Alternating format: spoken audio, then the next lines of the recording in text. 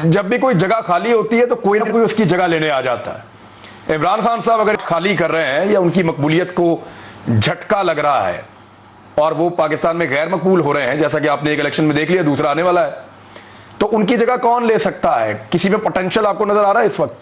इमरान साहब, ये 22 करोड़ लोगों का मुल्क है। इसमें वजीर आज़म के लिए भी बहुत मुनासिब लोग हैं।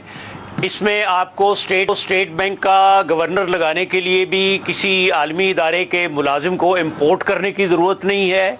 इसमें आपको सूबे का गवर्नर लगाने के लिए भी किसी नाअहल तरीन आदमी को लगाने की ज़रूरत नहीं है। ये मुल्क कभी बंजर नहीं रहा, ये मुल्क कभी बंजर नहीं होगा। हमेशा यहाँ पर स्पार्क है, यहाँ पर हमारे पास मोती और हीरे हैं। ये बिल्कुल गलत बात है कि ये जो कहते हैं जी कि ऑप्शन हमारे पास क्या है, इमरान खान साहब के पास पैगंबरों के जाने के बाद दुनिया चली गई, तो उनके मुकाबले में हमारे वज़ीर आज़म की क्या हैसियत है।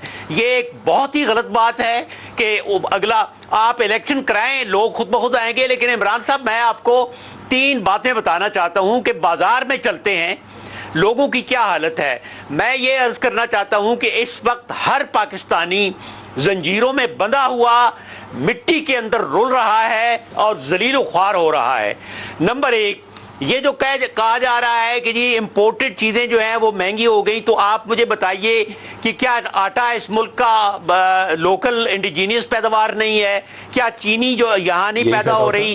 क्या दूध और दही हम बाहर से मंगा रहे हैं? ये चीज़ें क्यों महंगी हो रही हैं? यहीं पे पैदा होता है। नंबर 2, देखिए, किसी मुल्क में तरक्की करने के लिए उसमें सेविंग ज़्यादा ज़रूरी होती है। इसको इकोनॉमिक्स में कहते हैं प्रोपेंसिटी टू सेव। हमारे यहाँ सेविंग का क्या है? पिछले 2 साल में जो तब्दीलियां आई हैं, आप अगर बैंक में जाएं, आपने 1 लाख जमा कराना है, आपने 10 लाख जमा कराना है, आप नेशनल सेविंग में जाएं, आपको जूते लगाए जाते हैं। वहाँ पूछा, इतने बड़े सवाल हैं जो फेटअप ने दिए हैं कि आपने ये कहाँ से इनकम ली, आपके दादा क्या करते थे, आपके नाना नाश्ते में क्या खाते थे।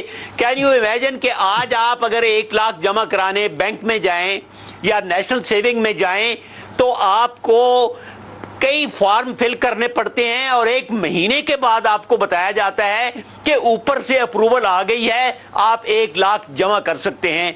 तो आपकी सेविंग इस वक्त बिल्कुल जीरो। इस दौरान वो चोरी हो चुका होता है, 1 लाख रुपए या खर्च हो जाता है। तीसरी मिसाल देखें। मैं आज मार्केट में सिर्फ ये जानने के लिए गया कि जो लोग मिडिल ईस्ट में जा रहे हैं नौकरी करने, उनके साथ डॉलर, आपको पता है कि हर मनी चेंजर ने 5 कागज बड़े बड़े लगाए हैं कि स्टेट बैंक ने कहा है कि पहले पासपोर्ट दो, उसके बाद वो बायोमेट्रिक करो, उसके बाद बताओ ये पैसा कहाँ से आया है, उसके बाद टिकट दिखाओ, उसके बाद बताओ कि तुम्हारा दादा कहाँ से था। लोग जलीलो ख्वार हो रहे हैं। आपको डॉलर लेने के लिए अपने मुल्क में अपने जायज पैसे से इस तरह ट्रीट किया जा रहा है जिस तरह आप खानदानी चोर हैं।